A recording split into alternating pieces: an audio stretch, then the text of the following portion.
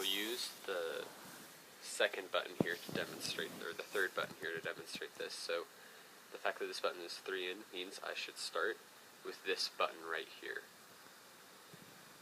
And what's going to happen is these 3 blocks on the bottom edge there are going to get switched if I start on the third button here and do what I just showed you guys, but only starting with that third button. So let me just kind of move down, and hopefully you guys will kind of get what I'm trying to say here. Alright, so move that down. Yeah, I just ended up spending a lot of time thinking about this, so I figured I'd share what I found if any other of you guys were kind of messing around with this game a lot. Hit that button, and that. Alright, so you remember that before, this thing was all these pink, but now these 3 have gotten switched. Right here, these 3 green were switched because they used to be pink. Well, if we look at the diagram here, these 3 are the ones that got switched because we started with this button. So now, I can go ahead and see like, oh, there's 4 of these left. So,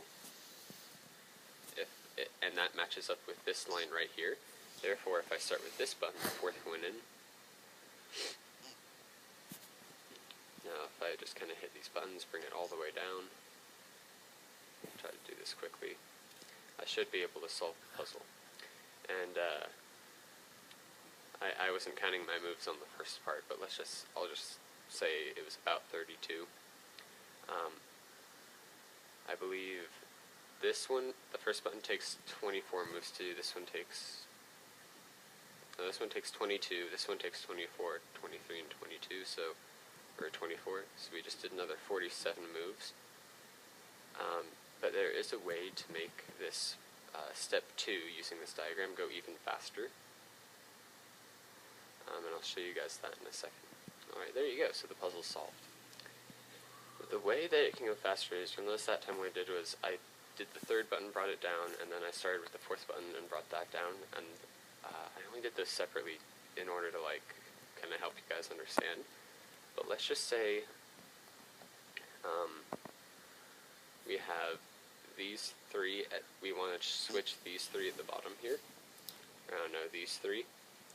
What I can do is, instead of hitting the first button, because right, to get those 3 I'd have to get these 2 and this one.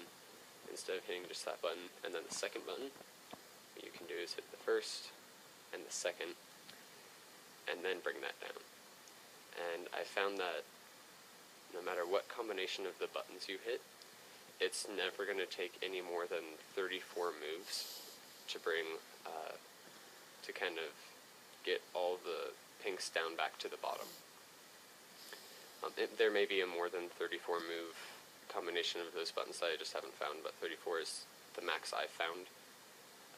So that means 56 for part 1 and 34 for part 2 is the max. So yeah, there you go. If I'm half decent at math, that adds up to 90. So that's that. And there you go. And you can see we've switched these 3. So there you go. That's how you solve a lights out puzzle. So yeah, hope you guys enjoyed this. Any of you guys are working on this, or now maybe you do want to go check out the game, but I just kind of spoiled it for you. So yeah, see you all you guys later with another video. Thanks for watching.